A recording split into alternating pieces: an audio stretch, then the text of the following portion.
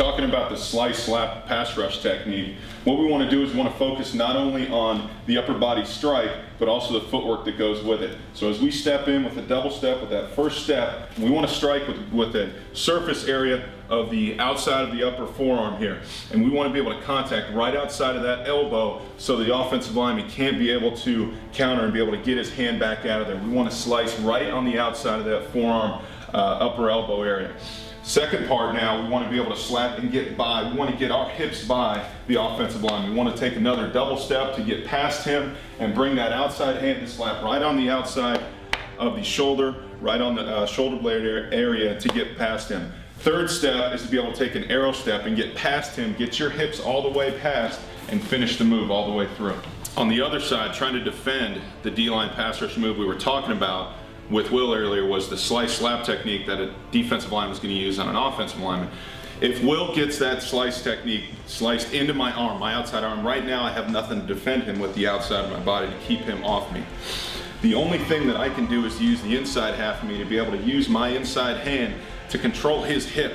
I've got to lower my center of gravity. Once he takes that slice move into my outside arm, I've got to use my inside hand to be able to divert him, but also I've got to sink my pads back underneath and get him offline and divert him, deflect him outside the pass rush lane. So as we walk through it here, I get my hands up, he slices this, he's here, he's beat me outside. I got to be able to drop, regain some leverage on him, and escort and divert him outside the pass rush lane.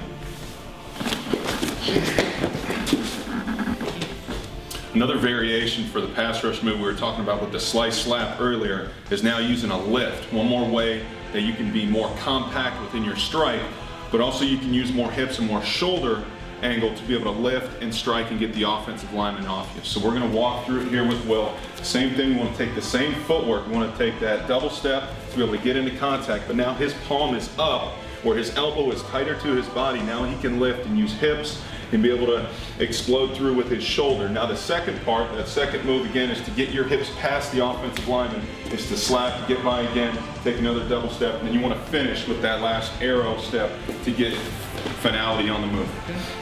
Offensive line play, you always want to start with the stance, with the basics. So as we talk about as a center, you're going to be able to address the ball with a parallel or neutral stance where your feet are just a little bit wider than shoulder width apart. You want to have your toes pointed straight ahead. Now we talked about with the angles, you want to be in a good position to move from. And if we talk about if I'm at 180 degrees erect, straight ahead, I have no angles. Same thing with my arms. If I put my arms out, I'm at 180 degrees. If I give flexion at 90 degrees, this is the other end of it. So with your lower body now, as I address the ball and I squat down in my position, from my neutral position here, if I squat down, I want to be right at, not at 90 degrees, parallel to the ground. I don't want to be at 180 where I'm overextended. I want to be right about 140, 160, a comfort level for your players to be able to get into a stance where they have the power and ability to move and adjust once the play starts. So as we get down, we want to adjust the ball, adjust your stance and get down in that stance so you're at 160 to 140 extension with your lower body. The other variation is if you're playing guard, as opposed to being in that parallel neutral stance, you can get either into a toe to instep or toe to heel stagger with your back foot. So as you address it, you want to get up to the line of scrimmage. The reason you're going to have a little bit more stagger is because you got to get off the ball a little bit further back. So as I get down, I want to have the same posture that I have with my lower body of 140 to 160. As I drop down though, my foot can either be toe to instep or it can be toe to heel, whatever comfort level your players have, to be able to move from there as a guard position. Last variation in the stance is if you're an offensive tackle. Now you're going to have the same alignment with your lower body, but now as you move to it, I'm going to take a little bit more of a drop step with my back foot and get a stagger that I'm going to be at least a foot further back with my back foot. So as I get down, I still have the same angles in my lower body.